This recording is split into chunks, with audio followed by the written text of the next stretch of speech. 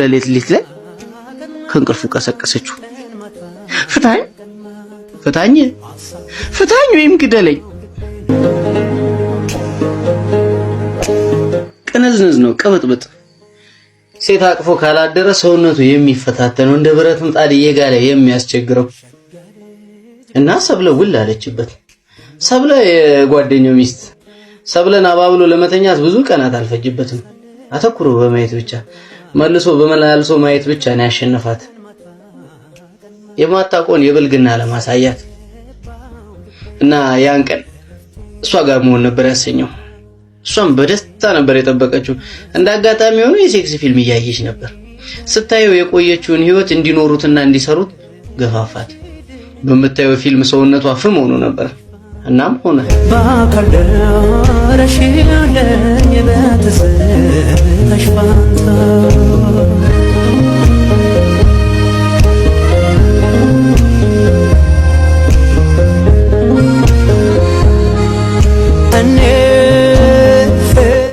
ግን እጅግ ከመጣደፋቸው የተነሳ ለካስ በሩን አልዘጉትም ኖሯል።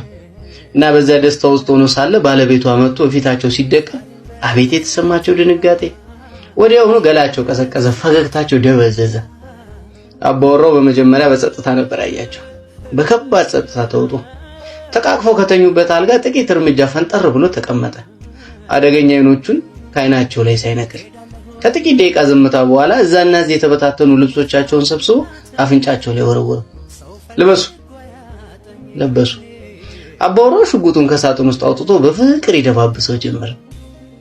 የሰብለ ለቅሶ ይሰማዋል። የአባወራው ጓደኛ ሰብለን አይዞሽ ብሎ ሊያባብላ ቀርቶ አይኗን ለማየት እንኳን ብርታት ይጎሉታል። ደግሞ እርግጠኛ ሆኗል ዛሬ የመሞቻ ቀኑ ነው። ምን ማድረግ እንዳለበት ግራ ሲገባው ቆየና በከባድ ፍጥነት ካልጋው ወርዶ እግሩ ስር ተደፋ። ምንድነው አለ አባወራው። ይቅርታ አድርግልኝ፣ አይለመደኝም፣ ሁለተኛ አይለመደኝም። ዝም በል፣ እንደዚህ አይነቱን ዝብዝብ ለመስማት አይደለም ሽጉጤን ያወጣሁት። የአባወራው ጓደኛ አንገቱ እንደደፋ ዝም አለ። ሁለተኛ አይለምደኝም፣ እኔ ነኝ ጥፋተኛ፣ እኔ ነኝ። ይሄንን አንተ አትነግረኝም? ንገረኝ ብዬም አልጠየቅኩም። አውቃለሁ። ቀበቶን ባገኘበት የምትፈታ ወንድ መሆንን አውቃለሁ። የምትተኛቸውን ሴቶች ቁጥር በማብዛት ግዳይ እንደጣለ ጀግና ለራሴ የምታጨበጭብ ሰው መሆንንም አውቃለሁ። የማላውቀው ነገር ቢኖር ሚስቴንና የልጆቼን እናት። አባወራው ጥርሱን ማፏጨት ጀመረ። ሰብለ በዚህ ጊዜ ቤቱን በልቅሶ ሞላች። ዝም አላለችም። ሴትዮ ዝም በይ፣ እኔ በእንባና በለቅሶ ብዛት የሚሸነፍ ልብ የለኝም። ወደሱ ዞረ። ወደ ጓደኛው ፊት ተመለከተ። ቀረበው። አንገቱን በሽጉጡ ቀና አደረገው። አንተንም ሚስቴንም በዚህ ሽጉጥ መድፋት እችል ነበር። በተቃቀፋችሁበት አልጋ ሬሳችሁ ማጋደም እችል ነበር አለና የእብደት ሳቁን አወጣ። ፍቅር እስከ መቃብር፣ ድንቄም ጓደኝነት፣ ድንቄም ሚስትነት ያለሽ መስሎሻል፣ ተበልተሻል፣ ቀሻል አለ ሰውየው።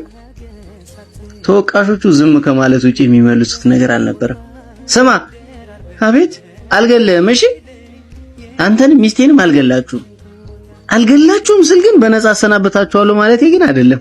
በተለይ አንተ አሁን አንድ ነገር እንድታደርግልኝ እፈልጋለሁ። አድርግ የምልህን ነገር ማታደርግ የማትፈልግ ከሆነ ዛሬ ሬሳ ከዚህ ቤት ይወጣል። ምን ላድርግ?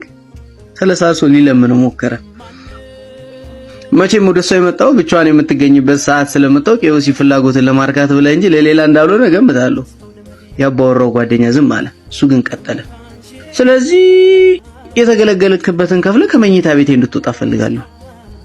አልገባኝም። ምኑ ነው ያልገባ? የተገለገልክበትን ስትል ቡና ቤት ሄደህ ከአንድ ሸርሙጣ ጋር በተኛ ስንት የምትከፍል ይመስልሃል? ጸጥ። ሚስት በድንጋጤ ቀጥ። አባወራው የሁለቱም አይኖች እንደፈጠጡ ይታወቀዋል። ባል እንጂ ለምንድን ነው እንደዚህ የምታደርገው? ምን እየሰራ እንደሆነ በጭራሽ አልገባኝም። እንዴት አይገባም?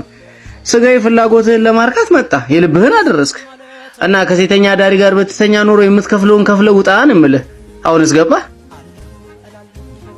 እኔ ከቡና ቤት ሴት ጋር ወጥቼ አላውቅም። ዋናው በነፃ አለመሆኑ በል ይበቃታል ብለህ የምታስበው ማለት ነው። የቡና ቤት ሴት ብትሆን ኖሮ ትጠይቀኛለች ብለህ የምትገምተውን ያህል ብር ስጣትና ውጣ። መቼም በነፃ አይሆንም። አሁንም ጸጥ። ከባድ ዝምታ። በል እንጂ። ኪሱን ፈተሸ። ከድፍን 50 ብር ሌላ አልነበረውም። እሱን አዘጋጀ። አባወራው የብሩን መጠን አይቶ 50 ብር የሚስቴን ዋጋ 50 ብር? እንዴት ነው ሚስቴን ያረከስካት? 50 ብር በፍጹም አያዋጣትም፣ አይመጥናትም። ተጨማሪ ካለ እስካምጣው እሱን አምጣው 50 ብሩን ማለቴ ብሩን ለሷ አስጣት፣ ዋጋዋ ነው። ተወቃሹ ዝም አለ። ሰብለ ምን እያሰበችው ብሎ አሰበ። በህይወቱ ራሱን እንዲህ በተዋረደ አጋጣሚ አግኝቶት አያውቅም። የራሱ ዋጋ ቀለለበት፣ ጩጩ አሰኘው። ምን ያፈዛል ስጣት እንጂ ምኑን 50 ብር ሆና ያገልግሎቷን ዋጋ። ያባወራው ጓደኛ ከሰብለ ብሩ ሊሰጣት እጁን ሲዘረጋ ጮኸች። ሰብለ ራሷን መቆጣጠር ሁሉ አቃታት። ፊቷን አንገፈገፈችው፣ ሰውነቷን አንዘፈዘፈችው፣ ተሰቀቀች። ለብሩ ጀርባዋን አቀበለችው። ባሏ ግን አስገድዳት። እናም በላብ በራሰ እጇ ተቀበለችው። ባልየው ደግሞ መልሶ ብሩን ተቀበላት። እኔ የተሻለ ቦታ አስቀምጥልሻለሁ አላት። ጓደኛውን አሰናበተው። በህይወት መትረፍ አይደለም ትልቁ ነገር። ይሄ ቀን ባሮጌው ማንነት ላይ ተኩስ ከፍተህ ባለጌ ማንነትን አንቀ የምትቀልበት ቀን ይሁን። የምልህ ይገባሃል? እሱ እንደወጣ ባልየው 50 ብሩን ይዞ ሚስቱን አስከትሎ ወደ ሳሎን ሄደ። ሳሎን አንድ ቄንጠኛ የምግብ ጠረጴዛ አለ። ጠረጴዛውን ብርት ላይ ብሩን አስቀመጠው። 50 ብሩን መስታወቱ ላይ ጫነበት። ነይ አጠገቡ ቀረበች። አሁን የምልሽን በጥንቃቄ ስሚኝ እሺ አለች በትንፋሿ። ይህን ብር ከዚህ ቦታ ያነሳሹ ቀን እገልሻለሁ። ዝም አለች አንገቷን ሰብራ። እስኪ አሁን የሰጠውሽን ትዕዛዝ ድገሚልኝ። ይህን ብር ከዚህ ቦታ ያነሳሹ ቀን እገልሻለሁ ነው አይደል ያልከኝ? 50 ብሩ ቦታውን የለቀቀ ወይም የተቀየረ ለታ አይማረኝ በምርሽ። ዘመድ ጓደኛ ቤታቸው ጉብኝቷን በጠየቁት ጊዜ ይህ ብር ምንድነው ብለው ባስጨነቋት ጊዜ የምትመልሰው ግራ ይገባት ቀጠለ። ይህ ብር ምንድነው ይላል የመጣ እንግዳ። አንድም ቀን ስለፈጸመችው ስህተት ለሰው አላወራባትም። ሰድቦ ለሰዳቢም አሳልፎ አልሰጣትም፣ አልነዘነዛትም። ከጓደኛው ጋር የነበረውን ግንኙነት ክርግር ወዲያውኑ በጠሰ። የሰብለ መሳቀቅ እየበዛ መጣ። ዝምተኛ ሆነች፣ ብቸኛ ሆነች፣ ከሰውነት ተሯጣች፣ መነመነች። የመለወጧና የመቀዛቀዟ ሚስጥር ብዙዎቹን ያስደነገጠ ሆነ። አንድ ቀን ኩለሌት ላይ ከእንቅልፉ ቀሰቀሰችው። ፍታኝ ወይም ግደለኝ፣